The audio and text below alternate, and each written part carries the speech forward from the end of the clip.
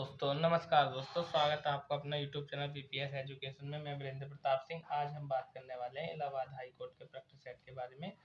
तो जैसे कि रोज हम इलाहाबाद हाई कोर्ट का प्रैक्टिस सेट निकालते हैं, आज फिर एक प्रैक्टिस सेट हम निकाल रहे हैं। किस शब्द की वर्तनी अशुद्ध है, ये हमें बताना। क्वेश्चन नंबर पहला, तो रात्रि गलत लिखा हुआ, इसमें आगे से छोटी की मात्रा लगती, बाकी सब ठीक है। दो उपसर्ग किस शब्द में नहीं है, तो दुलारा पूरा शब्द लिखा हुआ है, ये किसी उपसर्ग से नहीं बना है। किस समूह में सभी शब्द रंक के पर्यायवाची हैं। रंक माने होता है, देखो एक होता है राजा, और राजा का उल्टा होता है रंक, यानी गरीब या भिखारी। तो इसका हो जाएगा दरिद्र, कंकाल, निर्धन और अकिंचन। प्रतीक्षा शब्द में प्रयुक्त उपसर्ग बताओ, तो प्रतीक्षा शब्द में प्रयुक्त उपसर्ग हो जाएगा प्रति। अगले क्वेश्चन की बात करते हैं, क्वेश्चन नंबर 5, जो कि हमारा इस प्रकार है। पाश्चात्य शब्द का विलोम क्या होगा, तो पाश्चात्य शब्द का विलोम जो होगा आपका ऑप्शन नंबर सी हो जाएगा, पौरस्त्य। आग का पर्यायवाची शब्द कौन सा नहीं है, इस पर ध्यान देना। नहीं है ये कहा है, तो आग का पर्यायवाची व्योम नहीं है। व्योम आकाश का, बाकी सब आग के पर्यायवाची हैं। थोड़ा नपातुला भोजन करने वाला वाक्य के लिए उपयुक्त, यानी मतलब जो थोड़ा नपातुला भोजन करता है, मिताहारी। आगे बात करते हैं क्वेश्चन नंबर 8, 9, 10 की। निम्नलिखित वाक्यों में से शुद्ध वाक्य बताना, मतलब कौन सा एक वाक्य सही है। लिखा हुआ यहाँ गन्ने का ताजा रस बिकता है, ये ही सही है, बाकी पढ़ने की जरूरत ही नहीं है, ये ऑप्शन ही ठीक है। 9 की बात कर रहे हैं। अनाधिकृत शब्द का संधि विग्रह होगा, तो अनाधिकृत शब्द का संधि विधा होगा अन प्लस अधिकृत, ये हो जाएगा अनाधिकृत। क्वेश्चन नंबर 10 में कह रखा है कि कम बोलने वाले के लिए क्या कहेंगे। कम बोलने वाला होता है मितभाषी। आगे चलते हैं, क्वेश्चन नंबर 11 की अगर मैं बात करूं, तो इसमें कह रखा है कि इनमें से अनुग्रह का विलोम क्या है, तो अनुग्रह का विलोम विग्रह हो जाएगा। ऑप्शन नंबर आपका डी करेक्ट आंसर हो जाएगा। रचना की दृष्टि से क्रिया के भेद हैं, यानी रचना की दृष्टि से क्रिया के भेद होते हैं दो। मन प्लस रमा में संधि करने से जो शब्द बनेगा उसका संबंध किस संधि से होगा, ठीक है ना। क्वेश्चन नंबर 13 की यदि मैं बात करूं, तो ऑप्शन नंबर इसका ए हो जाएगा। देखिए जिसमें विसर्ग लग जाते हैं उसमें विसर्ग संधि हो जाती है। ये तो बहुत हल्का एग्जाम्पल था। आगे हम बात कर रहे हैं क्वेश्चन नंबर 14 की। इसमें कह रखा है जिसके हृदय पर आघात हुआ हो वाक्य के लिए उपयुक्त शब्द बताइए, तो जिसके हृदय पर आघात हुआ हो उसके लिए शब्द हो जाएगा मर्माहत। और मृत्यु प्लस उपरांत में संधि करने के बाद निर्मित शब्द क्या बनेगा, मृत्यु प्लस उपरांत मतलब मृत्यु के बाद, मतलब मृत्युपरांत। Option number A will be right answer. Kamayani किस प्रकार का ग्रंथ है। कामायनी की यदि मैं बात करूं, तो जयशंकर प्रसाद ने लिखी थी, और ये महाकाव्य है भैया। आगे हम बात करते हैं question number 17, question number 18, question number 19, question number 20 की। भक्ति का अर्थ नहीं है, तो मतलब भक्ति का अर्थ कविता नहीं है, बाकी सेवा, पूजा, श्रद्धा तीनों है। आंख का नीर ढल जाना मुहावरे का सही अर्थ क्या होगा, तो इसका हो जाएगा ऑप्शन नंबर बी निर्लज्ज हो जाना। जिसके आंखों में आंसू ना, शर्मिंदगी ना, वो निर्लज्ज हो गया नहीं। क्वेश्चन नंबर बी 19 की हम बात करें, तो इसमें कह रहा है तत्सम से तद्भव बनाने का सही शब्द, मतलब पहला तत्सम हो और दूसरा तद्भव हो, तो ये ही आपका करेक्ट आंसर होगा। क्वेश्चन नंबर 20 में हमसे कह रखा है, इसने क्या कह रखा है। क्वेश्चन नंबर 20 में कह रखा है कि बुढ़ापा भी एक प्रकार का अभिशाप है, इस वाक्य में रेखांकित सही, यानी बुढ़ापा की यदि मैं बात करूं, तो बुढ़ापा में आपकी संज्ञा हो जाएगी भाववाचक संज्ञा। ट्रिक सब वीडियो बना कर डाल दिए, 5 मिनट की वीडियो, जो भाववाचक मतलब संज्ञा के बारे में मैंने बताया है, वो वीडियो देख लेना। सारी संज्ञा 2-3 मिनट में ही खत्म कर दी है। क्वेश्चन नंबर 21 की यदि मैं बात करूं, तो 21 में कह रहा वे अविकारी शब्द जो दो शब्दों या वाक्यों अथवा वाक्य खंडों को जोड़ते हैं क्या कहलाते हैं, ठीक है। तो वे कहलाते हैं भैया ऑप्शन नंबर डी समुच्चय बोधक शब्द। अगला हमारा इस प्रकार ये कह रखा है कि 22 से 25 तक ये गद्यांश दिया। देखो ये तो बहुत हल्का होता है, मतलब जो गद्यांश देगा ना तुम्हें, जो लाइनें देगा लिखी हुई, उन लाइनों को पढ़ो, उनको पढ़ने के ऊपर ही नीचे 3-4 प्रश्न दे देगा, और उनके उत्तर इसमें से पढ़ के बताने, ठीक है। तो गद्यांश ये देख लो आप यहाँ पर, और यदि हम बात करें तो प्रश्न में और आपको यहाँ पर दिखा देता हूँ, ठीक है। दोस्तों अगर आप हमारे चैनल पर नए हैं तो एक बार चैनल को सब्सक्राइब जरूर कर देना।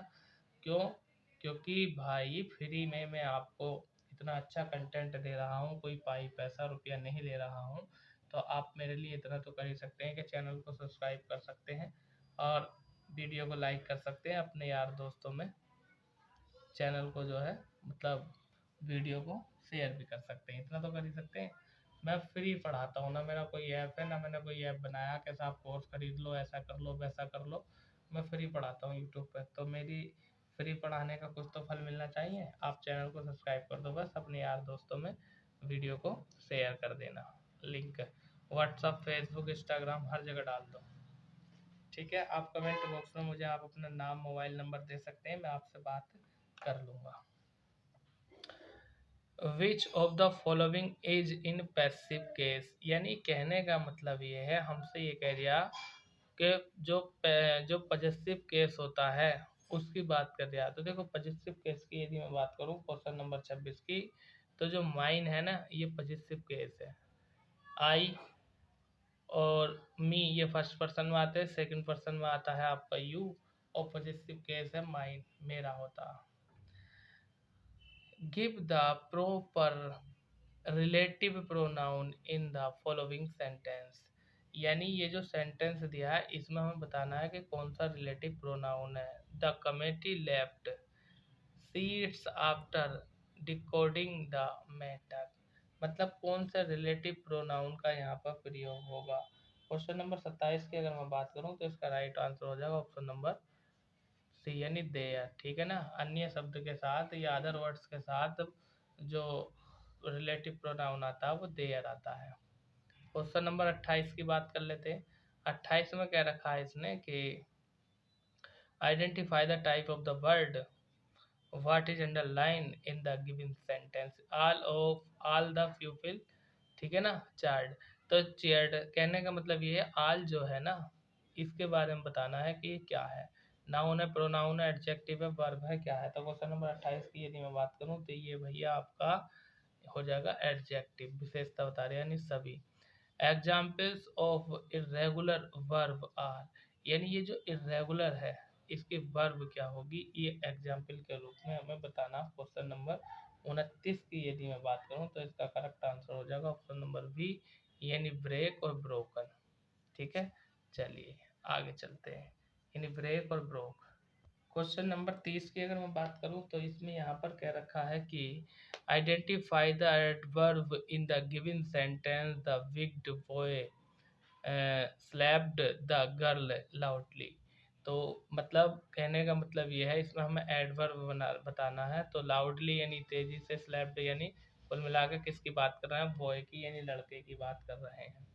क्वेश्चन नंबर 31 की मैं बात करूँ इसमें कह रहा है सी हैज गोन टू चेन्नई। सी माने वह, हैज गोन माने जा चुकी है, टू चेन्नई, चेन्नई मतलब चेन्नई को, इज हर बर्थ प्लेस यानी अपनी जन्मभूमि पर या अपने जन्म स्थान पर वह जा चुकी है।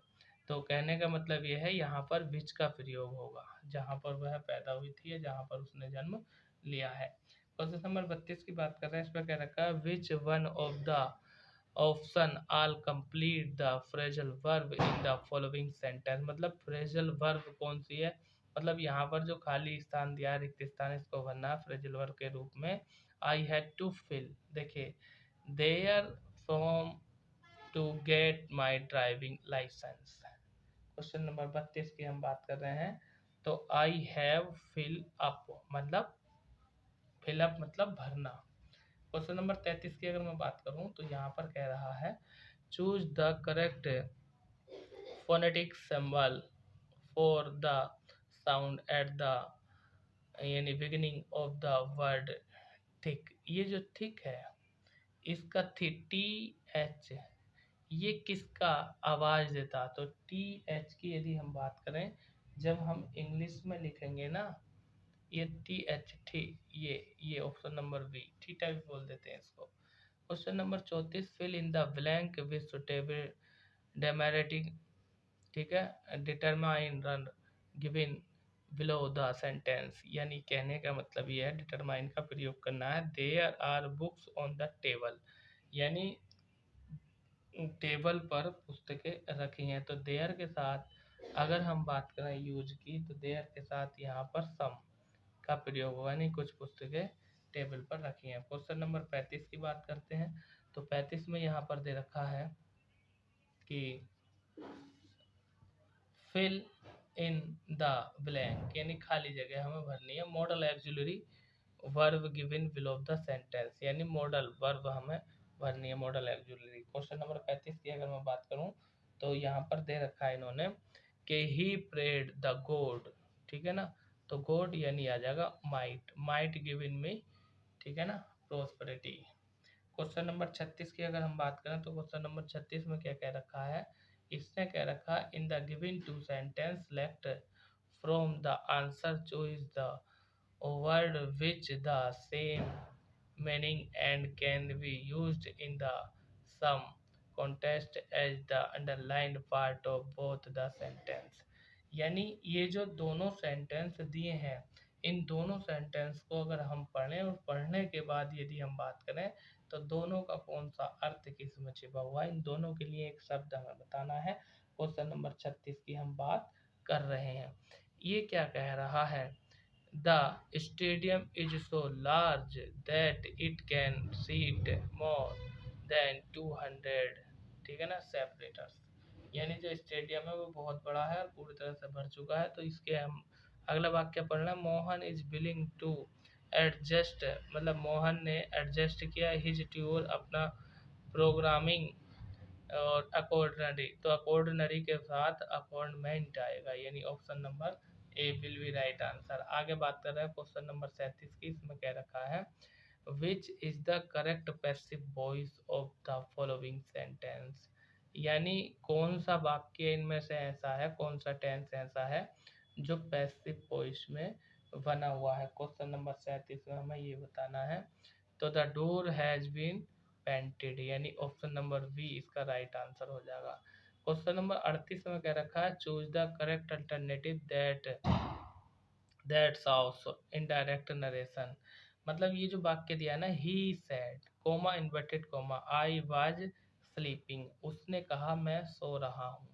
तो ये इनडायरेक्ट दिया है, हमें इसका डायरेक्ट बनाना है, कैसे बनेगा। क्वेश्चन नंबर 38 की यदि मैं बात करूँ तो इसका पहला ही वाला ऑप्शन ठीक बैठ रहा है मेरे निगाह में, और मैं देख लेता हूँ।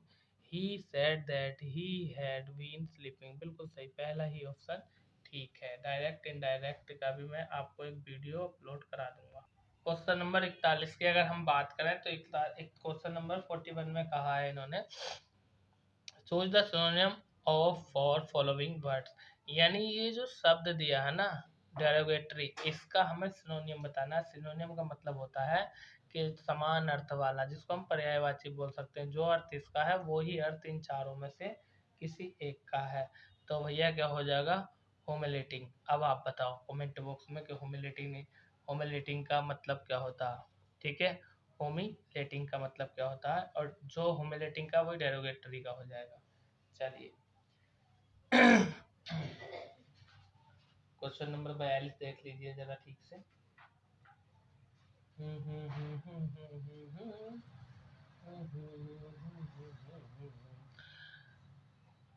If the superlative degree is less than the positive is, यानी जो सुपरलेटिव डिग्री है, इफ माने यदि सुपरलेटिव डिग्री इज माने है लेस्ट, तो इसकी पॉजिटिव डिग्री क्या होगी, तो लेस्ट की पॉजिटिव डिग्री हो जाएगी भैया ऑप्शन नंबर सी, यानी लिटिल। क्वेश्चन नंबर 42 का सी। 43 की हम बात करें, 43 में क्या रखा है इन्होंने कि यानी which suffix can be used with the following words, ठीक है, यूज फॉलोइंग वर्ड्स। तो सफिक्स बताना हमें। सफिक्स का मतलब होता है भैया, देखो एक होता है उपसर्ग, एक होता है प्रत्यय। तो इसमें मतलब ये है, ये दिया है स्पोन और माउथ, तो इसका हो जाएगा ये फुली, फुल। आगे चलते हैं भैया, देखो आगे क्या है, आगे इन्होंने क्या रखा है डायरेक्शन यानी निर्देश, यानी क्वेश्चन नंबर 46 से 50 तक आपने क्या करना है, 46 से 50 तक आपने जो है ये पैराग्राफ पढ़ना है, और पढ़ने के बाद नीचे 50 तक यानी 5 क्वेश्चन दिए हैं, उनके उत्तर आपको देने हैं। तो देखो ये भी आराम से हो जाता है, बच्चे कर लेते हैं, ठीक है।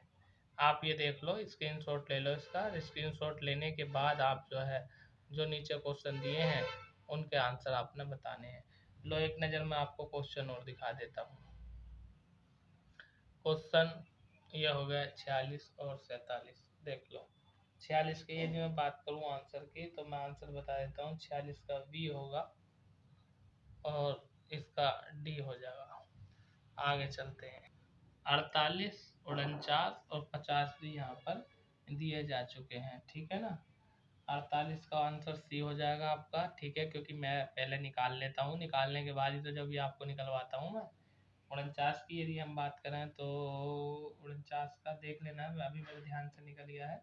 50 का सी हो जाएगा, ठीक है। ये आगे बात करते हैं, अगला हमारा है जीके का पोर्शन। दोस्तों अभी 15 मिनट में हमने 50 क्वेश्चन निकाल लिए हैं, यानी हिंदी कर ली, इंग्लिश कर ली, 25-25 के दोनों पोर्शन। तीसरे पोर्शन पर आ गए 15 मिनट में ही। क्वेश्चन नंबर 51 की हम बात करते हैं। 51 में क्या कह रखा है, जीके का प्रश्न है। क्या कि चंद्रमा पृथ्वी का कितने दिनों में चक्कर पूरा करता है। तो चंद्रमा जो है पृथ्वी का वो 28 दिन में चक्कर पूरा कर लेता है। चंद्रगुप्त मौर्य के प्रबल अनुयायी थे। मतलब चंद्रगुप्त मौर्य की यदि हम बात करें तो ये पूछ रहा कौन से धर्म को मानता था, जैन धर्म को मानता था। जब तो श्रवण बेलगोला में इसने अपने मतलब जो है उपवास के दौरान अपनी मतलब जो है शरीर को त्याग दिया था, या कहते हैं अपनी जान दे दी थी। क्वेश्चन नंबर 53 की यदि मैं बात करूं तो 53 में इन्होंने क्या रखा है। क्वेश्चन नंबर 53 में बांग्लादेश से 3 तरफ से घिरा हुआ राज्य कौन है। तो त्रिपुरा, जब तो इसका नाम त्रिपुरा पड़ा है। भारत का राज्य बांग्लादेश से 3 ओर से घिरा हुआ वह त्रिपुरा। दिल्ली के किस सुल्तान को उसकी उदारता के कारण लाख बख्श पुकारा जाता था। यानी कुल मिलाकर के अगर मैं कह दूं तो प्रश्न यह है, लाख बख्श उपाधि किसकी थी। तो लाख बख्श उपाधि थी कुतुबुद्दीन ऐबक की, अर्थात लाखों का दान करने वाला लाख बख्श कहलाया। आगे हम बात कर रहे हैं क्वेश्चन नंबर 55 की। 55 में कह रखा है यहाँ से, जलियांवाला बाग हत्याकांड के बाद किसने नाइटहुड की उपाधि लौटा दी थी। तो नाइटहुड की उपाधि लौटाने वाले वो कौन थे आपके। क्वेश्चन नंबर 55 की यदि मैं बात करूं तो लाला लाजपत राय थे क्या, बताओ। महात्मा गांधी ने केसर हिंद की लौटाई थी, और सर की उपाधि रविन्द्रनाथ टैगोर ने तो लाला लाजपत राय। क्वेश्चन नंबर 56, निम्नलिखित में विश्व का सबसे बड़ा क्रिकेट स्टेडियम कौन सा है। तो भैया विश्व का सबसे बड़ा क्रिकेट स्टेडियम अपना भारत का है, जिसका नाम है मोटेरा क्रिकेट स्टेडियम, और अब इसका नाम बदल कर क्या कर दिया, नरेंद्र मोदी स्टेडियम, ठीक है। आगे बात करते हैं क्वेश्चन नंबर 57 और क्वेश्चन नंबर 58 की, और क्वेश्चन नंबर 59 की। 57 में कह रखा है कि राष्ट्रीय वन अनुसंधान संस्थान कहाँ पर है। तो राष्ट्रीय वन अनुसंधान संस्थान ये तो देहरादून में है। ये तो हर बच्चे को पता है कि इस अधिनियम के द्वारा ब्रिटिश संसद ने ईस्ट इंडिया कंपनी का भारत में व्यापारिक एकाधिकार खत्म कर दिया गया था। तो एकाधिकार खत्म करने का अधिनियम ब्रिटिश ईस्ट इंडिया कंपनी का जो था वो था आपका ऑप्शन नंबर बी, यानी चार्टर एक्ट 1813। अगला प्रश्न ये है, साहू को मुगल कैद से किसने मुक्त किया था। मतलब जो साहू था, छत्रपति शिवाजी का पुत्र था साहू, उसको मुगल दरबार से, मुगल कैद से जो आज़ाद कराने वाले थे वो कौन थे। तो वो है आपके शहजादा आजम शाह। आगे चलते हैं। क्वेश्चन नंबर 60 में कह रखा है, विक्रम संवत 57 ईसा पूर्व के प्रवर्तक कौन थे। तो इसके प्रवर्तक थे ऑप्शन नंबर बी, मालवा नरेश विक्रमादित्य, ठीक है। मालवा का शासक था विक्रमादित्य। भारत का दक्षिणतम बिंदु भूमध्य रेखा से कितनी दूरी पर स्थित है। तो देखिए भारत का दक्षिणतम बिंदु है जिसका नाम है कन्याकुमारी, और कन्याकुमारी भूमध्य रेखा से आपका 876 किलोमीटर दूर है। मतलब ये भी पूछ सकता है कि भारत से मतलब भूमध्य रेखा से भारत कितनी दूर है, तो 876 किलोमीटर। आगे हम बात करते हैं ईमेल का अर्थ क्या होता है। देखो कंप्यूटर का क्वेश्चन दे दिया, ईमेल का अर्थ होता है इलेक्ट्रॉनिक मेल, ऑप्शन नंबर। वहीं अगर मैं बात करूं क्वेश्चन नंबर 63 की, तो इसमें कह रखा है विश्व की पहली महिला प्रधानमंत्री कौन थी। तो विश्व की पहली महिला प्रधानमंत्री की अगर मैं बात करूं तो इसका आंसर हो जाएगा ऑप्शन नंबर ए, यानी श्री भावो भंडार नायक है। शायद श्रीलंका की थी ये, ठीक है, देश श्रीलंका की थी भंडार नायक है। क्वेश्चन नंबर 64 की अगर हम बात करें तो इसमें कह रखा है आदमपुर किस के मध्य स्थित है। आदमपुर की अगर हम बात करें क्वेश्चन नंबर 64 की, तो इसका आंसर हो जाएगा भारत और श्रीलंका के बीच है। इसी को एडम ब्रिज कहते हैं, इसी को राम सेतु कहते हैं। Question number 65, Nagarhole national park किस राज्य में स्थित है? तो नागरहोल नेशनल पार्क जो है वो आपका कर्नाटक राज्य में स्थित है। Option number B will be right answer.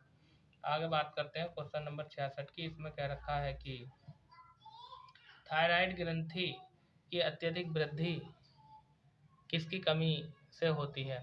तो थायराइड जो ग्रंथि है उसकी जो वृद्धि है वो किसके कारण होती है? क्वेश्चन नंबर 66 की बात कर रहे हैं हम। तो आयोडीन के कारण इसकी अत्यधिक वृद्धि हो जाती है। आगे चलिए, क्वेश्चन नंबर 67 में कह रखा है कि जल को 0 डिग्री सेंटीग्रेड से 0 डिग्री सेंटीग्रेड तक गर्म किए जाने पर उसका आयतन कैसा होगा? बढ़ेगा या घटेगा? तो भैया उसका आयतन घटेगा। आगे हम बात कर रहे हैं क्वेश्चन नंबर 68 की। 68 में कह रखा है कि इनमें से किस जानवर का रक्त ठंडा होता है? क्वेश्चन नंबर 68 की अगर मैं बात करूं तो रक्त ठंडा होता है बंदर का। ठीक है ना, बंदर का रक्त कैसा होता है? ठंडा होता है, तभी तो इतनी दौड़ भाग हलचल करता है ना। चलिए 69 की बात करते हैं, 69 की। ठीक है,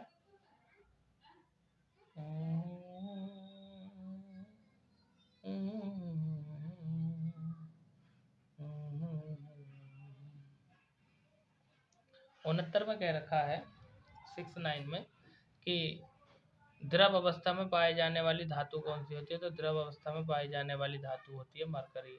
चुंबकीय क्षेत्र का मात्रक क्या होता है? चुंबकीय क्षेत्र का मात्रक होता है वेबर। वहीं हम बात करें चाल, दूरी, विद्युत धारा, आयतन किसके उदाहरण है? तो चाल हो गई, दूरी हो गई, विद्युत धारा हो गई, आयतन हो गए, ये उदाहरण किसके हो गए? तो ये भैया अदिश राशि के उदाहरण है। Option number B right answer. आगे हम बात करते हैं question number 72, question number 73, question number 74 की। ठीक है, लो जी 72 में कह रखा है वाहनों के इंजन को ठंडा करने वाले उपकरण यानी यंत्र को क्या कहते हैं? मतलब जो वाहन होता है, वाहन के इंजन चलते चलते गर्म हो जाते हैं लेकिन उनको ठंडा करता रहता है, ये हमें बताना है क्वेश्चन नंबर 72 में। तो भैया उसे कहते हैं रेडिएटर। ठीक है, सब जानते हैं इसको। तो निम्न में से कौन सी बीमारी जीवाणु से फैलती है? तो जीवाणु से फैलने वाली बीमारी की यदि मैं बात करूं तो एड्स है। ऑप्शन नंबर डी इसका राइट आंसर हो जाएगा। आगे बात कर रहे हैं प्रकाश का वेग अधिकतम कहाँ पर होता है? क्वेश्चन नंबर 74 में प्रकाश का वेग अधिकतम जो होता है वो होता है आपका निर्वात में। क्वेश्चन नंबर 75 की आगे हम बात करते हैं। तो 75 में कह रखा है कि निम्नलिखित में से किसका निर्माण हमारे शरीर में नहीं होता है? ठीक है ना। क्वेश्चन नंबर 75 की यदि मैं बात करूं तो विटामिन का निर्माण हमारे शरीर में नहीं होता है, बाकी प्रोटीन, हार्मोन्स और एंजाइम हमारे उसमें बनते हैं। लेकिन हाँ, विटामिन की भी अगर मैं बात करूं तो 2 विटामिन ऐसे हैं जिनका कि हमारे शरीर में निर्माण हो जाता है। बताइए कौन से वो विटामिन है? क्वेश्चन नंबर 76 की यदि मैं बात करूं तो मैथ यानी गणित का पोर्शन हमारा शुरू हो गया। ए और बी किसी काम को 18 और 24 दिन में पूरा कर सकते हैं। उन्होंने 8 दिन तक 7 काम किया, उसके बाद ए ने काम छोड़ दिया, तो बचा हुआ काम बी कितने दिनों में पूरा करेगा? तो देखो भैया, यदि मैं बात करूं तो पहले तो जो है आप पूरा काम निकाल लो। देखो ए कर रहा है, ए कर रहा 18 दिन, और यदि मैं बात करूं बी की तो बी कर रहा है 24 दिन। इन दोनों का एलसीएम मैं ले लूंगा तो इनका हो जाएगा 72, यानी 18 चौक 72 और 24 तिया 72। मतलब एक दिन में ए कर रखा है, करता है 4 काम और बी करता है 3 काम। ठीक है, दोनों कुल मिलाकर के एक दिन में कितना काम कर रहे हैं? 7 काम कर रहे हैं दोनों, और काम है कितना? काम है टोटल 72। अब यदि मैं बात करूं तो ये कह रखा है इसने कि ए और बी दोनों 8 दिन तक काम करते हैं साथ में, तो मतलब कितना काम करा? मतलब दोनों ने काम करा, गुणा कर दूंगा 8 की। ठीक है, 8 का 8, 8 नम 72, मतलब दोनों 7/9 काम करते हैं। अब जितना काम बचा, कितना काम बचा तो कैसे निकालेंगे? 1 माइनस 7/9। जब मैं इसको हल करूंगा, 9 एलसीएम ले लूंगा तो कुल मिलाकर के 2/9 काम आ जाएगा। और ये 2/9 काम जो आएगा इसको कौन करेगा? इसको करेगा आपका वी। और बी की यदि मैं बात करूं तो बी कितना काम करता है? 24 करता है कि नहीं है? बी कितना काम करता है? 24। तो इसको मैं 24 से गुणा कर दूंगा, यानी ये बी का काम आ जाएगा। अब जब मैं इसको हल करूंगा तो कैसे हल करेंगे? हम 3 से भाग देंगे। ठीक है, इसे 3 से मैं भाग दूंगा तो कुल मिलाकर के 5 सही 1/3 दिन ये आ जाएगा, और यही आपका आंसर है। तो ऑप्शन नंबर बी इसका राइट आंसर हो जाएगा। अगले क्वेश्चन की तरफ चलते हैं। क्वेश्चन नंबर 77 क्या कह रखा है, 77 इसने कह रखा है 77 में कि कितनी अवधि में मूलधन 8,000 रुपये 3 वार्षिक ब्याज की दर से प्रति माह ब्याज उतना ही देना होगा जितना मूलधन 6,000 5 वर्ष और 4% ब्याज की दर में देगा। कहने का मतलब ये है भैया, इसमें कुछ नहीं करना है, इसमें कुछ नहीं करना, समय पूछ रहा है। तो समय हम जानते हैं, हमारे पास एक फॉर्मूला होता है, यानी PRT और बटे 100, मूलधन दर और समय बटे 100। टी हमसे पूछ रहा है, देखो P का मान कितना दिया है इन्होंने 8,000, ठीक है, और समय कितना दे रखा है, वो समय दे रखा है इसने हमें, मतलब दर दे रखी है 3%, ये हो गई 3, और टी का मान हमें निकालना, और इसके बटे में कितना आ जाएगा 100 आ जाएगा। ठीक है, कैसे करूँगा मैं ऐसे करूँगा कि इसको काट दूंगा, देखो 2 जीरो से 2 जीरो कट जाएंगे। ठीक है, अब यदि मैं बात करूँ यहाँ से, तो हमारी जो फ्रैक्शन बनेगी वो ये बनेगी, यानी इधर तो हो गया 80 गुणा 3 और गुणा टी, एक तो फ्रैक्शन ये हो गई। दूसरी फ्रैक्शन हमें ये बनानी है इसकी 6,000 वाली, यानी ये कह रहा था क्या, इसको यहीं रोक लो, ये टी हो गया ना, ये टी है, इसको यहीं रोक लो। दूसरी तरफ हमसे ये कह रखा कि 6,000 का 5% और 4%, ठीक है ना, 5 साल के लिए 4%, तो इसको निकाल लो, 6,000 गुणा 4 गुणा 5 और वही बटे में 100, वही फार्मूला है 1 2 1 2, ये निकल गया। तो ये कितना हो जाएगा, 6 पंजे 30 और 3 छंग 18, मतलब ये हो जाएगा 180। ठीक है, 3 छंग 18 180, यानी 4 4 पंजे 20 और 20 छक्का, ओहो 20 छक्का 120 और 1 जीरो, ये आ जाएगा। और बराबर इधर कितना चल रहा था 80, इधर देखो ये आ जाएगा 120, यानी 1200 बराबर 80 गुणा 3 और गुणा ये चल गया है टी। जब इस सबको मैं काट पीट करूँगा तो टी का मान आ जाएगा 5, और यही हमारा आंसर है, ऑप्शन नंबर सी। आगे चलते हैं। क्वेश्चन नंबर 78 की मैं बात करूँ, एक राजमिस्त्री अपनी आय का 20% किराए पर खर्च करता है और शेष 70% घरेलू खर्च पर करता है। यदि प्रति माह 3600 रुपये की बचत करे तो उसकी प्रति माह आय कितनी होगी। अरे भाई, इसमें क्या करना, 20% खर्च कर दिया तो निकाल दो राशि, यानी x का 80 बटे आ जाएगा, यानी x राशि मान लो उसकी 80 बटे ये आ गया 100। ठीक है, कुल मिला के से काट दूंगा तो x और 8 बटे 10 आ जाएगा। इसके बाद वो कह रहा है 70% जो है वो खर्च करता है, तो 70% जब खर्च कर दिया तो कितना बचा उसका, उसका बच रहा है, यानी ये हो जाएगा x गुणा 8 बटे 10, यानी यही वाली लाइन है। और वो खर्च कितना कर दिया 70%, तो बचा कितना 30% है ना, इससे ये काट दो। ठीक है, तो कुल मिलाकर के आगे वो ये कह रहा था कि कुल राशि कितनी है उसकी, कुल है उसके मतलब 3600 रुपये। तो यहाँ पर हमारी फ्रैक्शन ये बनेगी, यानी ये हो गया, यानी x गुणा 8 बटे 10 गुणा 3 बटे 10 और बराबर 3600। लो जी, 2 जीरो से 2 जीरो काट दो, है कट जाएगा नहीं कट जाएगा। चलो इसे हल कर लो, और हल करने के बाद जब आप देखोगे ये भाग में चल जाएगा, गुणा में पहुँचेगा, कटेगा नहीं, ये सही रहेंगे, कटेगा नहीं। जब इसे हल करूँगा तो 15,000 रुपये आपका आंसर आ जाएगा, 15,000 रुपये, option number B right answer. Question number 79 में कह रहा है किसी वस्तु की कीमत 21% की कमी करने पर कोई व्यक्ति 100 रुपये में 3 किलोग्राम की वस्तु अधिक खरीद सकता है।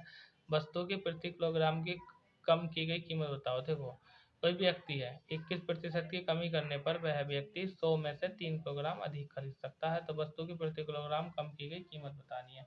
क्या करना है भैया, देखियो, वस्तु की कीमत x मान लेंगे हम, कितनी मान लेंगे, वस्तु की कीमत x मान ली। ठीक है, अब ये कह रहा है जो x है इसका इसने कितना कम कर दिया, 21%, यानी 100 माइनस 21 कर दूंगा मैं। ठीक है, और प्रतिशत चल रहा है ये, और बराबर जो है जब मैं इसे हल करूँगा तो कितना आ जाएगा, ये आ जाएगा आपका 0 पॉइंट, यानी ये आ जाएगा हल करने के बाद प्रतिशत है एक्स, एक्स चल रहा है ना एक्स।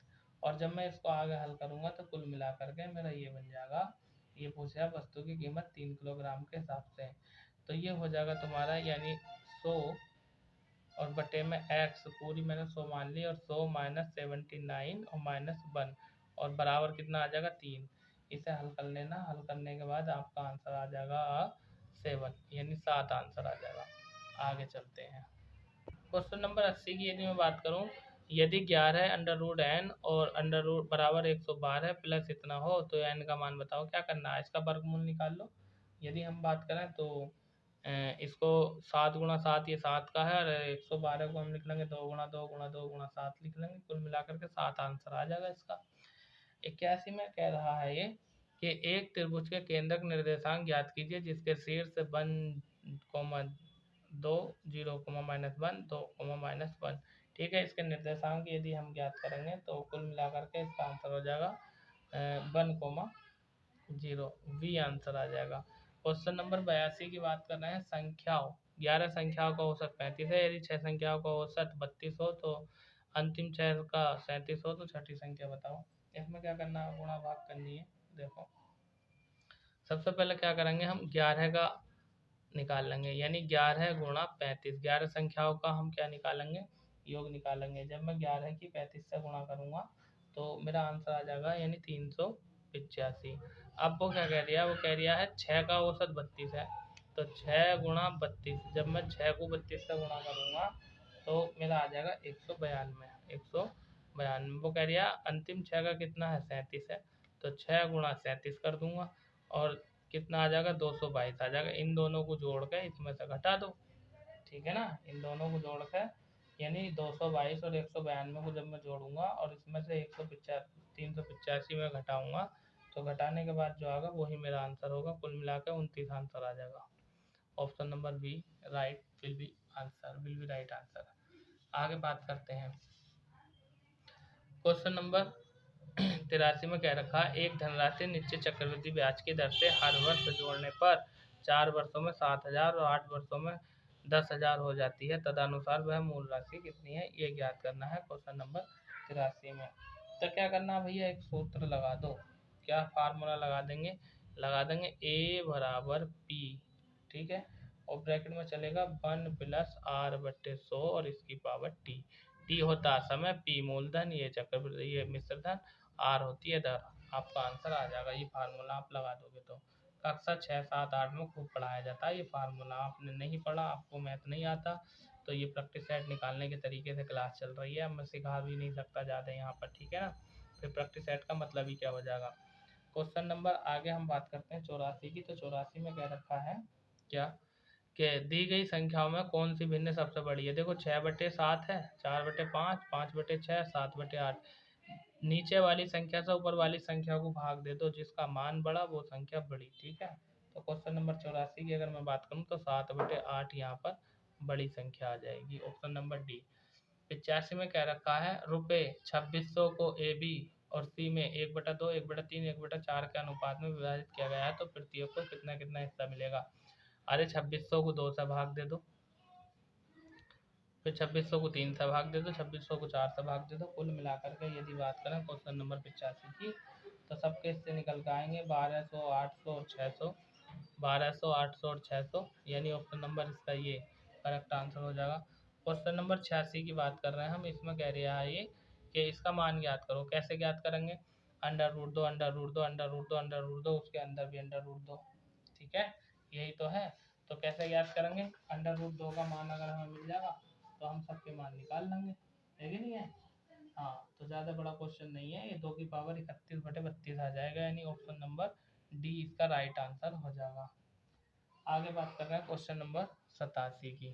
क्वेश्चन नंबर 87 में कह रखा 15 सेंटीमीटर अर्ध व्यास वाले लकड़ी के एक गोले को 15 सेंटीमीटर ऊंचाई और 30 सेंटीमीटर आधार व्यास वाले शंकु काटा गया तो इसमें नष्ट की गई लकड़ी की मात्रा की प्रतिशतता क्या होगी, ये हमें बताना है। क्वेश्चन नंबर 87 की अगर हम बात करें तो भैया इसमें जो है लकड़ी का आयतन का सूत्र लगा दो, यानी पाई 4/3 पाई r3, 4/3 पाई और r3, ये वाला फार्मूला लगा दो और निकल जाएगा भैया। पाई का मान 22/7 होता है। आर की यदि हम बात करें तो आर का मान 15 दे रखा है इन्होंने, हल कर दो आंसर आ जाएगा। क्वेश्चन नंबर 88 की हम बात करें तो 88 में कह रखा है, यदि कोई रेलगाड़ी औसतन 42 किलोमीटर प्रति घंटा की चाल से चलकर निरंतर चलती रहती है तो वह अपने गंतव्य स्थान पर सही समय पर पहुंच जाती है, और किंतु औसत चाल 40 किलोमीटर प्रति घंटा है, वह गंतव्य स्थान पर 15 मिनट देरी से पहुंचती है। बताइए कि यात्रा कितनी लंबी है। Question number 88। इसमें क्या करना है भैया, T1 T2 लगा दो, ठीक है ना। T1 T2 का सूत्र लगा देंगे तो कुल मिला करके यानी एक तो आ जाएगा 40 किलोमीटर, एक है आपका 20 किलोमीटर, तो कुल मिला करके आपका देखो 40 किलोमीटर चल रही है वो, 40 किलोमीटर औसत है, ठीक है ना। तो ये हो जाएगा 40 T प्लस हो जाएगा आपका 15 किलोमीटर प्रति घंटा की चाल से चल रही है तो 15/60। जब मैं इसको हल करूँगा तो इसको हल करने के बाद दूसरा दे रखा है कितना कि मतलब दूसरा ये दे रखा है इन्होंने, कहाँ गया, हाँ दूसरा इन्होंने ये दे रखा है कि 15 से जब मैं भाग दूंगा तो 1/4 आ जाएगा। यहाँ पर ऑप्शन आ जाएगा आपका क्वेश्चन यानी 42 था, है ना। ये 42 किलोमीटर चल रहा है। सवाल में मिस्टेक तो नहीं है इसमें।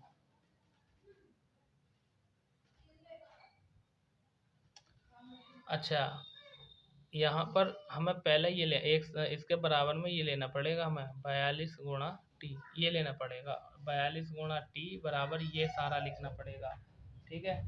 इस तरह से होगा, कुल मिलाकर के टी का आंसर आ जाएगा हमारा 5। टी का मान 5 आ जाएगा। जब हम इसमें रख देंगे तो कुल मिलाकर के हमारा क्वेश्चन नंबर 88 का आंसर आ जाएगा आपका 42 को 5 से गुणा कर दूंगा तो 42 पंजे कितने होते हैं, 210 होते हैं। 89 की अगर हम बात करें तो 89 में क्या रखा है, एक रेलगाड़ी 150 किलोमीटर लंबे पुल को 15 सेकंड में पार कर सकती है और उस पर खड़े व्यक्ति को 9 सेकंड में पार करती है। रेलगाड़ी की असमान गति चल रही है, रेलगाड़ी की लंबाई बताओ। तो रेलगाड़ी की लंबाई बताने के लिए हमें क्या करना पड़ेगा भैया, रेलगाड़ी की लंबाई मान लो x मान लो, रेलगाड़ी की चाल v मान लो, तो क्या हो जाएगा यानी x/9 बराबर v हो जाएगी, यानी 4 बराबर दूरी बटे समय हो जाएगा और इसी फार्मूले से आपका हल हो जाएगा। 225 आंसर आ जाएगा इसका। क्वेश्चन नंबर 90 की अगर मैं बात करूं तो 90 में क्या रखा है, एक वृत्ताकार बगीचे का व्यास 62 मीटर है, बगीचे के चारों ओर 2 मीटर चौड़ा दीवार लगी है, दीवार पर घेरी गई भूमि का क्षेत्रफल कितना है ये बताना। तो भूमि का क्षेत्रफल यदि बताने की हम बात करें तो यहाँ से आपका हो जाएगा यानी देखो इसके लिए हम क्या फार्मूला लेकर चलेंगे, सुनो इधर। एक तो ले लो पाई, ठीक है, क्षेत्रफल पूछे है ना, ये होता है पाई आर स्क्वायर होता है ना, पाई आर स्क्वायर, क्षेत्रफल पाई आर स्क्वायर है। तो पाई रहने दो, आर की जगह हम कितना ले लेंगे, आर की जगह हम ले लेंगे, इसने क्या रखा है कि जो 62 है ना, दो तरफ से घेर रखा है तो 2 से मैं इसे भाग दे दूंगा तो 62 का मतलब आधा हो जाएगा 31 और प्लस 2 और इसकी घात 3, यहाँ पर 3 आएगा, पाई आर की घात नहीं 2 ही है तो पाई आर स्क्वायर होता है, यहाँ पर 2 आ जाएगी पाई आर स्क्वायर। इसको हल कर दो, पाई का मान रख दो, आपका आंसर आ जाएगा, ठीक है। और नहीं भी करोगे तो भी इसका आंसर आ जाएगा 128 पाई, 128 पाई आंसर आ जाएगा। क्वेश्चन नंबर 91 की बात करते हैं, 91 की। 91 में इसने क्या रखा है कि दो संख्याओं का योगफल 23 गुणनफल 120 है तो इनके वर्गों का योगफल क्या होगा। क्वेश्चन नंबर 91 में तो भैया क्या करना है, हमें ये करना है x + y कर दो, लो एक को मान लो x, एक को मान लो y और इनका योग कितना दे रखा है, x + y का योगफल 23 और ये कह रहे हैं x गुणा y बराबर कितना दे रखा है इन्होंने, यानी 120 दे रखा। यहाँ से एक चीज़ का मान निकाल लो, x का मान निकाल लो तो ये हो जाएगा x बराबर 120/y। अब ये वाला मान यहाँ रख दो, एक एक करके दोनों के मान हमें मिल जाएंगे, ठीक है। कुल मिला करके 289 आंसर आ जाएगा इसका, 289। तो ऑप्शन नंबर ए राइट आंसर हो जाएगा। आगे चलते हैं, अगले क्वेश्चन में क्या रखा है, 92 से लेकर 95 तक, मतलब ये जो दंड आरेख दिया है इसकी हम बात करें तो इसको पढ़ना है, पढ़ने के अनुसार हमें 92, 93, 94, 95 3 क्वेश्चन का आंसर देने हैं। तो आप एक बार इसका स्क्रीनशॉट ले लो ठीक से और फिर क्वेश्चन हम बताते हैं, ठीक है। देखो ये कह दिया है दंड आरेख में जनगणना वर्षों में भारत की जनसंख्या करोड़ में है और यदि हम बात करें तो आलेख को ध्यानपूर्वक देखिए और इस पर आधारित प्रश्नों के उत्तर दीजिए। आराम से हो जाएगा, कोई बड़ी बात नहीं है, बहुत हल्के क्वेश्चन है। लो मैं दिखा देता हूँ। तो देखो तीनों क्वेश्चन ये दे रखे हैं, उसका स्क्रीनशॉट लो, पिछले वाले का पीछे को वीडियो देखो, पीछे पर का उसका स्क्रीनशॉट लो और इसका स्क्रीनशॉट लो और 95 तक आंसर दे दो। आगे यदि हम बात करें क्वेश्चन नंबर 96 और 97 98 की, तो देखो 96 का जो राइट आंसर हो जाएगा वो हो जाएगा ऑप्शन नंबर सी, ये हो जाएगा। वहीं हम बात करें 97 की, बहुत लंबा है, पूरा पेपर भर जाएगा 97 वाला क्वेश्चन अगर मैं करूँगा तो 97 का जो राइट आंसर हो जाएगा वो हो जाएगा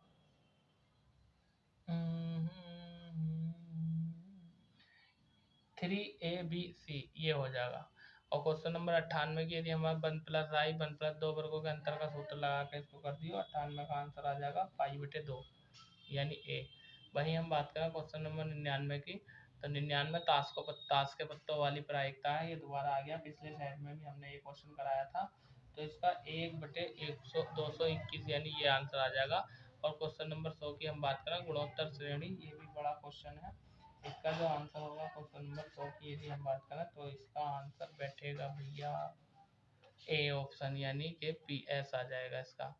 अगर दोस्तों ये प्रैक्टिस सेट आपको अच्छा लगा हो तो भैया वीडियो को लाइक जरूर कर दो, चैनल को सब्सक्राइब कर दो, ताकि अगला प्रैक्टिस सेट आपके पास सबसे पहले पहुंच जाए। मैं वीरेंद्र प्रताप सिंह आपसे लेता हूं विदा, कल फिर मुलाकात होती है, तब तक के लिए शानदार जबरदस्त जिंदाबाद, thank you very much. Channel को सब्सक्राइब जरूर कर देना भैया।